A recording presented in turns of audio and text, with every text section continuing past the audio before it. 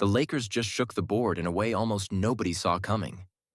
A low-profile, borderline controversial move tied to a name most casual fans barely recognize has suddenly ignited conversation across the league, and it all circles back to one simple mission: slowing down the opposing guards who have been torching Los Angeles night after night. But who exactly is this player? Why did he suddenly pop up on the Lakers' radar? And what does this say about where this roster is headed next? Trust me, this story runs a lot deeper than it looks on the surface, and by the end of this video, the bigger picture starts to come into focus. Before we get into the details, make sure you're subscribed to the channel and have notifications turned on. Unfortunately, 99% of our viewers aren't subscribed, which makes YouTube think we're not relevant. The next stretch of content will be entirely focused on Lakers-related news, roster moves, and league context. If you want to stay informed as things unfold, this is the place to do it. And as always, if you support this kind of coverage, hitting the like button helps more than you might think.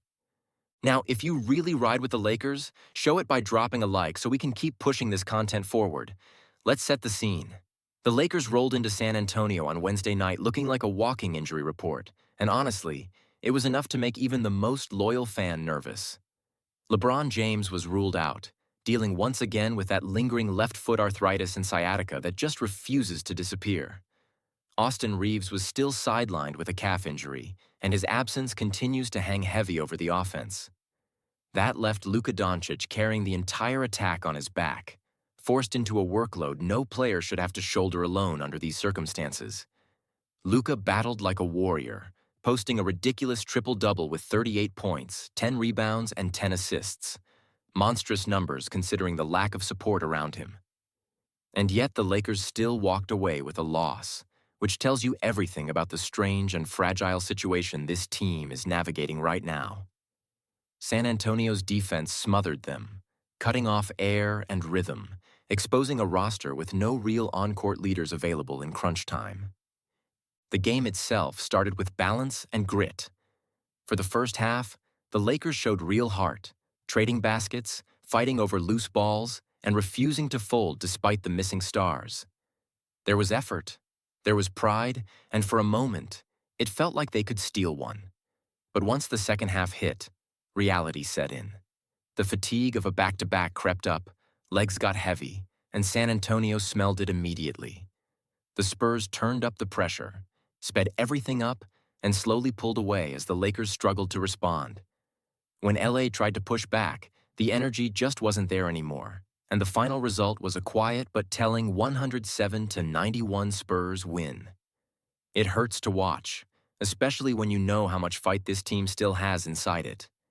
If you believe this squad can bounce back, say it out loud. Come on, Lakers. Luka, for all his brilliance, also felt the weight of San Antonio's aggressive scheme. He coughed the ball up 7 times, and every turnover felt like a punch to the gut, a missed opportunity that could have shifted momentum. The free throws didn't help either, with Luka going 10 of 16 and the team finishing just 14 of 22 overall. In a tight game, those numbers loom large. Afterward, Luka didn't hide from it, openly admitting he could have been sharper in key areas and that those missed chances hurt more than the shiny box score. That's the kind of accountability you want to hear, but it doesn't soften the sting of defeat. If you still believe in the season, you know nights like this test that faith. Give credit where it's due. San Antonio showed exactly why they're considered one of the league's tougher defensive units. Constant movement, clean rotations, relentless contests, all for a full 48 minutes. The Lakers were crowded on every touch, rushed on every shot, and denied any sense of flow. It was pressure from tip-off to the final buzzer, and LA simply didn't have enough counters. This is the kind of loss that forces reflection. No excuses, just exposure. And sometimes, exposed weaknesses are the starting point for real growth if the response is right. Declare Lakers to the top if you still see this team rising. Next up, the Lakers head home to face Milwaukee on Friday night, and that game could say a lot. The Bucks aren't perfect, but they're dangerous, physical, and more than capable of punishing mistakes. The biggest question remains availability. Who's suiting up, And who's ready to answer when the stars can't? Every player will need to scrap for every possession. This loss can't become a mental anchor. It has to be fuel. There were flashes of resilience in San Antonio, and that matters. But fans want more than flashes. They want answers, urgency, and a response that screams contender.